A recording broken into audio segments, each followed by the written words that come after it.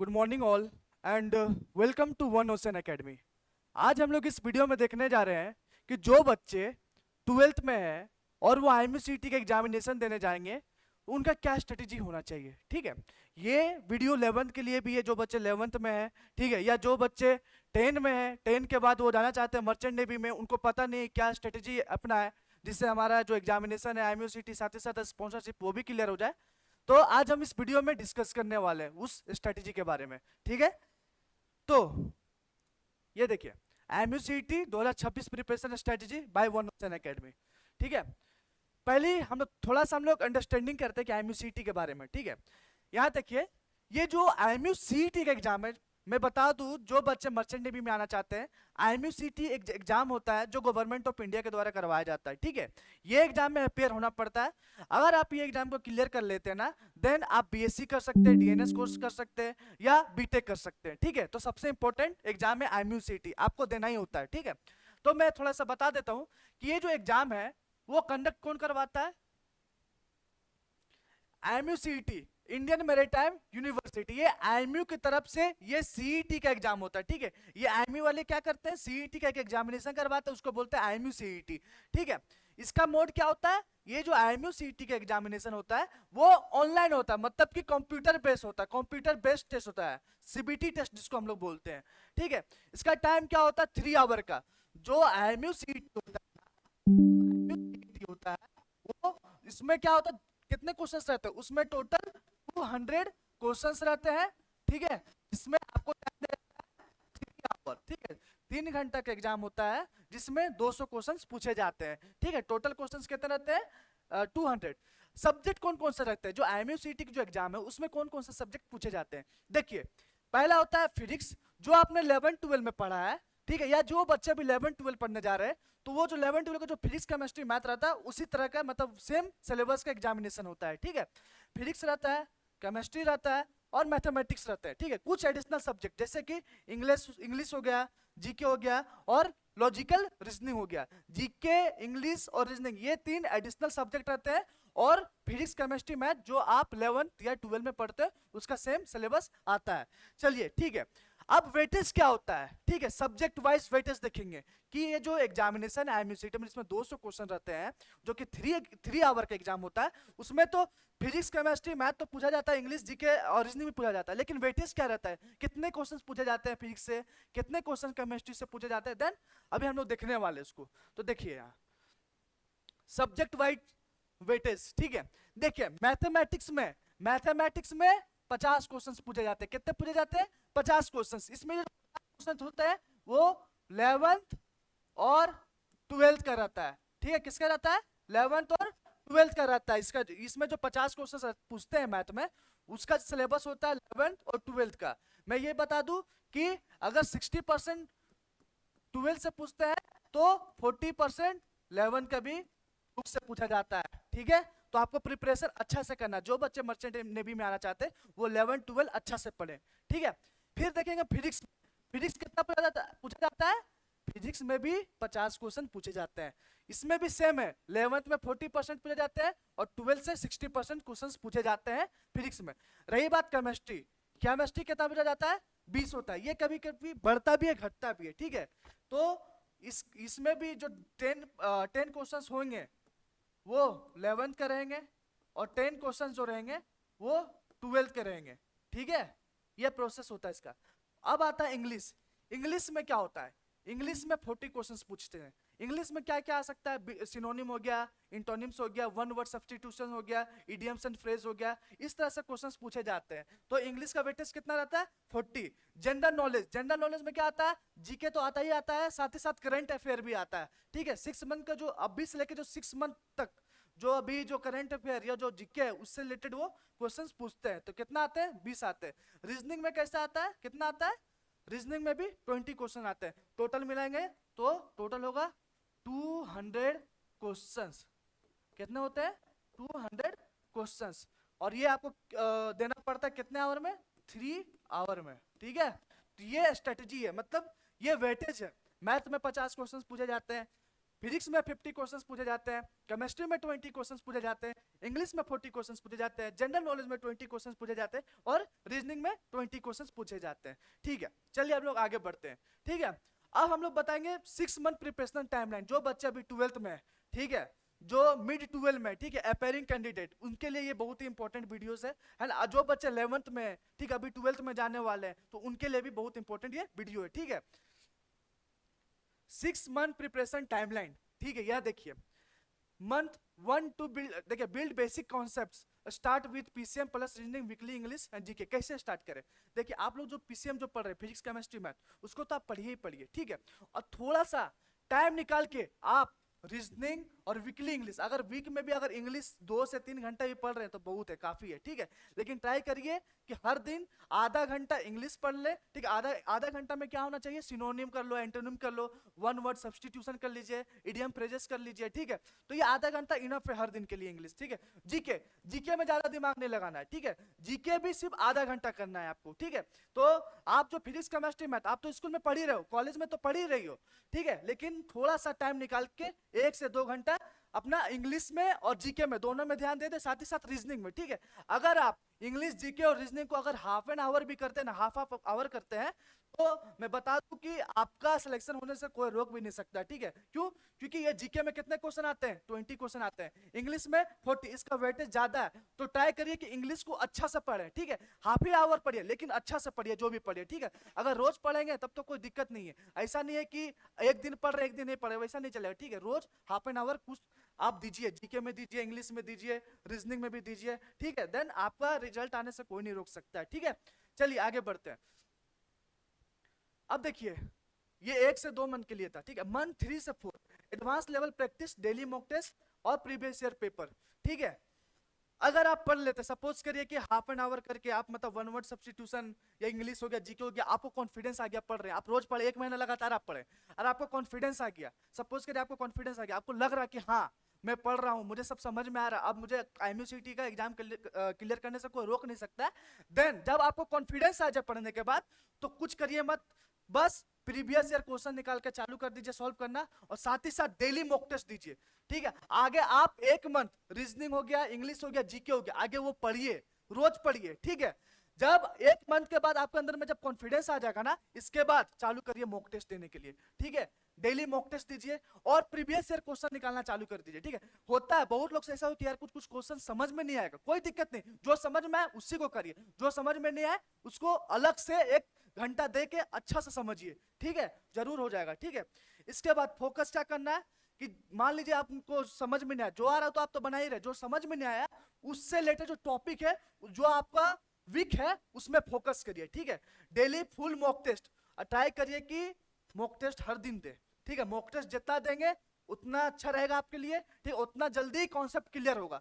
ठीक है, इसके बाद रिवाइज फॉर्मूलास एंड शॉर्टकट्स, जो भी शॉर्टकट्स आप बना सकते हैं फॉर्मूला से, उसको याद करिए। ठीक है, उसको रिवाइज करिए, ये तरीका होता है। ठीक है, चलिए आगे बढ़ते हैं। देखिए, बहुत सारे बच्चे लोग का रहता है ना कि सर जो फिजिक्स केमिस्ट्री मैथ है उसको कहाँ से पढ़े? ठीक है, क्या IMUCT के लिए अलग से बुक होगा हम लोग हमारे पास? क्या IMUCT के अलग से बुक परचेस करना पड़ेगा? जरूरी नहीं है। ठीक है, जरूरी नहीं है। आप जो 11 12 में जो NCERT पढ़ रहे हैं वो इनफ है। ठीक है, वो क्या है? इनफ है। ठीक है, ये NCERT जो है ना 11 12 का फिजिक्स केमिस्ट्री मैथ के लिए, याद रखिएगा, PCM के लिए ये NCERT 11 12 का इनफ है, इससे बाहर पूछा नहीं जाता एग्जाम में। ठीक है, अगर पूछा भी जाएगा, ज्यादा से ज्यादा थोड़ा सा कॉन्सेप्ट बढ़ा दिया जाएगा। ठीक है, ज्यादा से ज्यादा नंबर चेंज कर दिया जाएगा, लेकिन इससे बाहर नहीं पूछा जाएगा। ठीक है, अब आते हैं मैथ्स का बुक। आपको अगर लगता है कि नहीं NCERT से नहीं होने वाला, आपको लगता है कि नहीं सर थोड़ा सा NCERT, अगर आपको कॉन्फिडेंस है कि नहीं सर मैं NCERT कंप्लीट कर दिया हूं, ठीक है, और मैं चाहता और अच्छा से मैथ करूं, देन मैं बोलूंगा आप RD शर्मा ले लो ना तो अरिहंत ले लो। ठीक है, दोनों में से कोई भी एक बुक को लेकर उठा के क्वेश्चन सॉल्व कर दो। ठीक है, चलिए आगे। अब इंग्लिश का बता रहा हूं मैं। ठीक है, इंग्लिश का क्या करिए, रेन एंड मार्टिन करके बुक है। ठीक है, आप ये भी परचेस कर सकते हैं। ठीक है, ये भी परचेस कर सकते हैं, या आप जो NDA की जब तैयारी करेंगे या लूसेंट का इंग्लिश, ठीक है, लूसेंट का बुक आता है जिसमें जीके भी होता है, जीएस भी होता है, हिस्ट्री ज्योग्राफी सब रहता है, ठीक है। एक लूसेंट का अलग से बुक आता है, उसमें आप जाके इंग्लिश का भी प्रिपरेशन कर सकते हैं, ठीक है। उसमें लूसेंट का अलग से बुक है जिसमें सिर्फ इंग्लिश ही बताया गया, उसमें छोटा से छोटा कॉन्सेप्ट सिनोनिम से लेकर एंटोनिम्स तक सब कुछ दिया हुआ है। तो आप लूसेंट का जो बुक है उसको भी आप प्रीफर कर सकते हो इंग्लिश के लिए, ठीक है। जीके, जीके के लिए लूसेंट ये लूसेंट सबसे अच्छा है, ठीक है। मैं बोला पहले भी कि जो लूसेंट जो बुक है उसमें जीके का अलग आता है, जीएस के लिए अलग आता है, ठीक है, इंग्लिश के लिए अलग से बुक आएगा। देन आप जीके के लिए और करंट अफेयर के लिए आप लूसेंट का बुक को ले सकते हैं, ठीक है। रीजनिंग हो गया, आर.एस. अग्रवाल ले लीजिए या अरिहंत ले लीजिए, है ना। ये सब क्या है, ये अरिहंत का अपना रीजनिंग बुक भी आता है, आर.एस. अग्रवाल का भी अपना रीजनिंग बुक आता है, ठीक है। आप उनका बुक को लेकर प्रैक्टिस भी कर सकते हैं, कोई दिक्कत नहीं है। चलिए आगे बढ़ते हैं। डेली स्टडी प्लान के बारे में हमको बताएंगे आप लोगों को, ठीक है, क्या होना चाहिए। देखिए 3 से 4 our per day initial phase, अगर आप इनिशियल फेज में है, अभी 12th में है, ठीक है, आपका 12th अभी होने वाला है, कंप्लीट होने वाला है आपका 12th, ठीक है।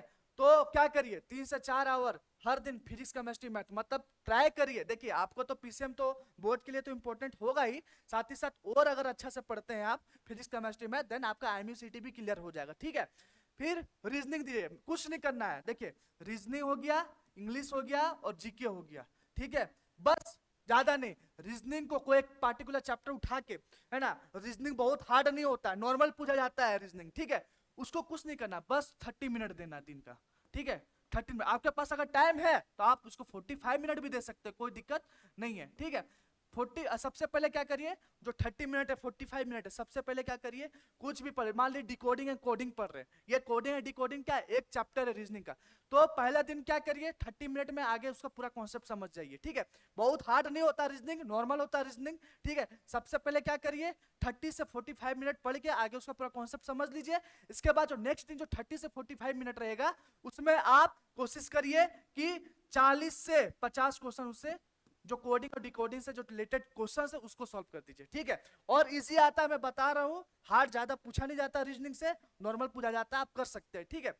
तो ये 30 मिनट दीजिए या 45 मिनट दीजिए, आपके पास टाइम है तो 45 मिनट दीजिए रीजनिंग को। और रोज पहला एक ही चीज करिए, पहला दिन आप पहला चैप्टर का कॉन्सेप्ट समझ लीजिए और नेक्स्ट दिन क्या करिए, उससे रिलेटेड पूरा क्वेश्चंस बना दीजिए।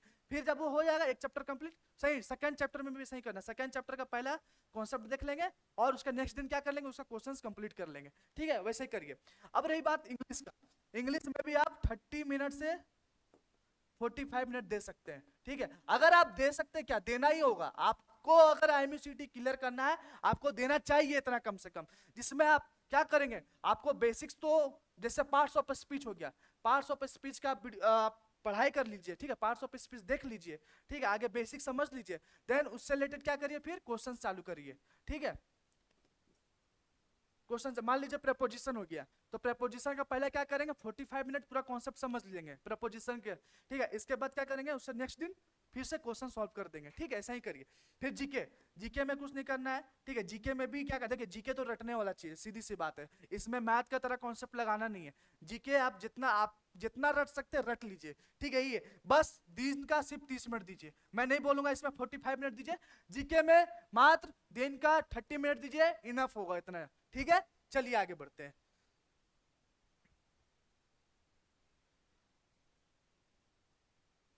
देखिए टिप्स टू बूस्ट परफॉर्मेंस, कैसे परफॉर्मेंस को बूस्ट किया जाए, ठीक है।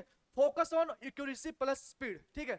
सॉल्व प्रीवियस ईयर पेपर, जो भी प्रीवियस ईयर पेपर है आप जब पढ़ते हो, ठीक है, आप आगे एक महीना जो मैं जैसे बता वो सब पढ़ लो, ठीक है। जब एक महीना जब आप पढ़ लोगे ना तो आपके अंदर में क्या आ जाएगा, कॉन्फिडेंस आ जाएगा। जब आपके अंदर में जब कॉन्फिडेंस आ जाएगा तो उस टाइम पे क्या होगा, आपका स्पीड बढ़ जाएगा और साथ ही साथ आपका एक्यूरेसी भी होगा, वो भी बढ़ जाएगा, ठीक है। आगे एक महीना पढ़ लो, जीके को 30 मिनट रोज दो, केमिस्ट्री को आप हर दिन मतलब जैसा पढ़ रहे पीछे वो तो पढ़ो ही पढ़ो आप, फिजिक्स ये अपना इंग्लिश हो गया, रीजनिंग हो गया, जीके उसको 30 मिनट हर दिन दो, देखना कितना आपका बूस्ट हो जाएगा, एक्यूरेसी लेवल बढ़ जाएगा आपका, ठीक है।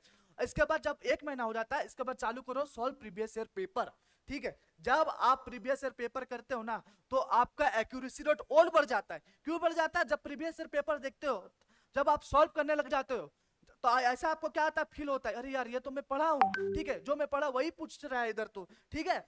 तो जब अगर आप ऐसा करो तो आपका एक्यूरेसी रेट क्या होगा, और बढ़ जाएगा। समझ में आ रहा है ना। फिर देखिए use OMR sheet for practice. वैसे तो ओएमआर शीट तो अब यूज कहीं नहीं किया जाता है, देन आप इसको तो छोड़ ही दो, ठीक है। हाँ, जो बच्चे 12th में है, ठीक है, और ओएमआर शीट का होने वाला एग्जामिनेशन जिसमें 40 क्वेश्चन होते हैं ना, एमसीक्यू पूरा जाता है, इसके बाद 60 नंबर आता है थ्योरी का।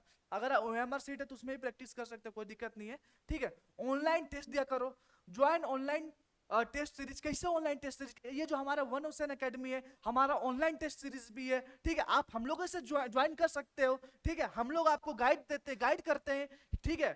आप ओएमआर सीट ये जो है ज्वाइन ऑनलाइन टेस्ट सीरीज, आप हम लोग से जुड़ के आप अपना ऑनलाइन टेस्ट भी दे सकते हो, ठीक है।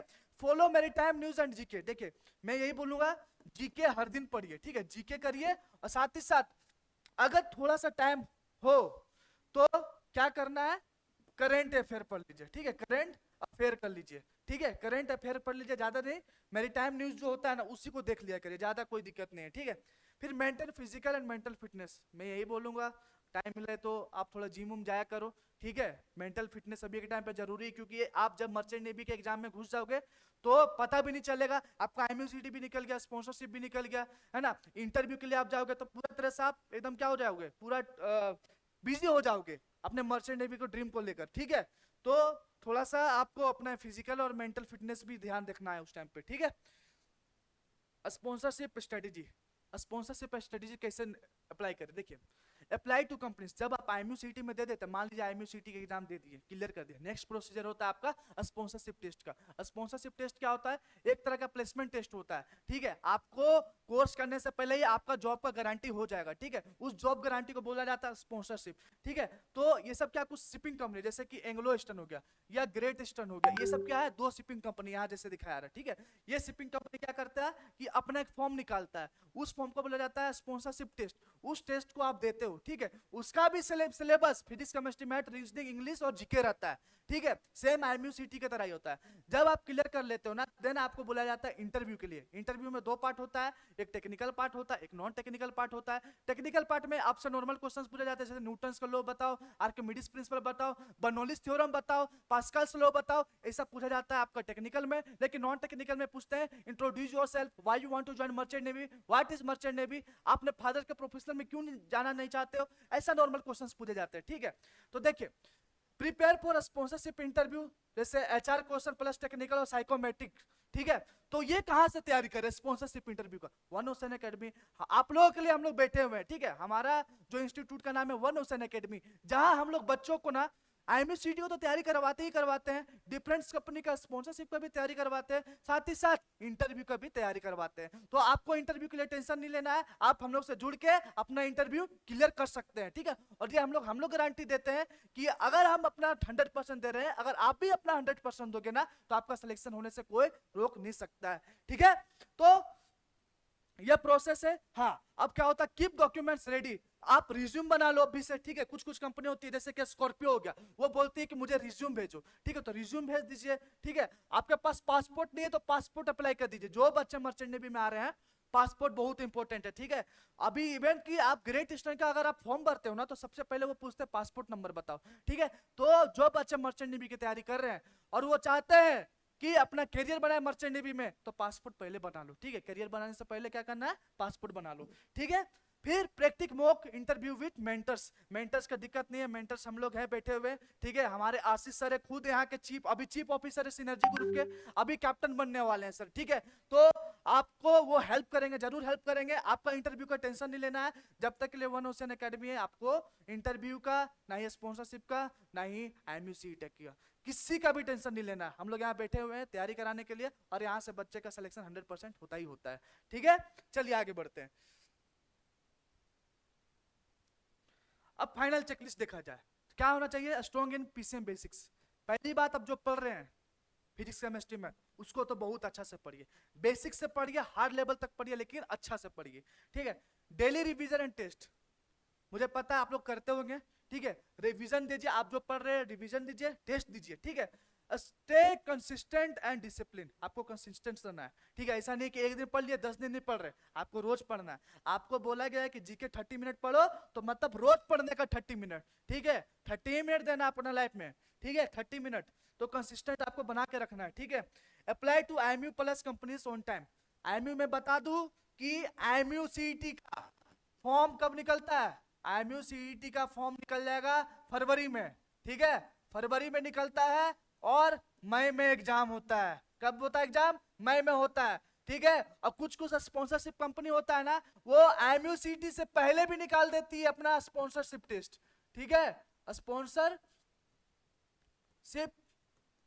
टेस्ट कुछ कुछ कंपनी है ना, स्पॉन्सरशिप टेस्ट IMU CET से पहले भी ले लेती है और IMU CET के बाद भी लेती है स्पॉन्सरशिप टेस्ट, ठीक है। आपको अगर पता चल जाए कि स्पॉन्सरशिप टेस्ट अभी निकल गया IMU CET से पहले, तो दे देने का, ठीक है, रुकने के लिए एकदम नहीं, ठीक है। तो अप्लाई करिए IMU CET में और कंपनी सोच टाइम, जो जो भी कंपनी आ रही है सब में अप्लाई करिए, ठीक है। Ask doubt, join groups, get mentor guidelines. तो मैं बता दूं कि ये जो हमारा वन ओशन एकेडमी, हमारे पास पहली बात ये है कि हमारे पास जो भी फैकल्टी है सारे यूपीएससी क्लियर किए हुए फैकल्टी है, ठीक है। तो हमारा अपना ग्रुप है, ठीक है, जो बच्चे तैयारी करते हैं हमारा उनका ग्रुप है, तो आप उनके ग्रुप में ज्वाइन कर सकते हैं, है ना। हमारा गाइडलाइंस ले सकते हैं, ठीक है। हमारे जो मेंटर्स लोग हैं, जो हमारे जो फैकल्टी, आप उनसे गाइड भी ले सकते हैं, ठीक है। सर कैसे किया जाए, कैसे नहीं किया जाए, क्या पढ़ना चाहिए, तो वन ओशन एकेडमी है जो बैठा हुआ आप लोगों के लिए हेल्प करने के लिए, आप लोगों को हेल्प करने के लिए, आप लोगों का ड्रीम करियर बनाने के लिए मर्चेंट नेवी में। तो जो हमारा क्या है कि ये जब वीडियो है ना अपलोड होने के बाद नीचे में नंबर दिया जाता है, आप उस नंबर में जरूर कॉल करें, आपको हमारी जो टीम है जरूर हेल्प करेगी। मैं ये भी बता दूं, हमारा ऑनलाइन बैच ऑफलाइन बैच दोनों चलता है। ऑनलाइन बैच का जो फी है ओनली है 7000 है, जो कि 1 ईयर के लिए वैलिड है, और ऑफलाइन का ओनली 45,000 जो कि 1 ईयर के लिए है वैलिड, ठीक है। ये बहुत ही कम प्राइस में देखा जाए तो बहुत ही कम प्राइस है, ठीक है। ऑल ओवर इंडिया का बात मैं कर रहा हूं, ठीक है। ऑल ओवर इंडिया में देखा जाए तो सबसे कम प्राइस वन ओशन एकेडमी का, ऑनलाइन और ऑफलाइन का। मैं ये भी बता दूं कि इधर से 100% गारंटी सिलेक्शन होता ही होता है, ठीक है। चलिए, all the best, your journey to the sea begins with a strong preparation on land, good luck for the IMU CET 2026। जो बच्चे फरवरी बैच के लिए जा रहे हैं उसको क्या वन ओशन एकेडमी की तरफ से good luck, all the best, ठीक है। या जो बच्चे IMU CET का तो तैयारी कर रहे हैं लेकिन उसको पता नहीं है इंटरव्यू का तैयारी किधर से किया जाए, बहुत लोग का रहता है doubt, then join with us, join with us. आप वन ओशन एकेडमी से जुड़े, यहाँ आपको गाइड किया जाएगा, आपका तैयारी इधर से अच्छा से करवाया जाएगा, ठीक है। अगर कुछ भी दिक्कत हो तो जरूर कमेंट करें। धन्यवाद, थैंक यू।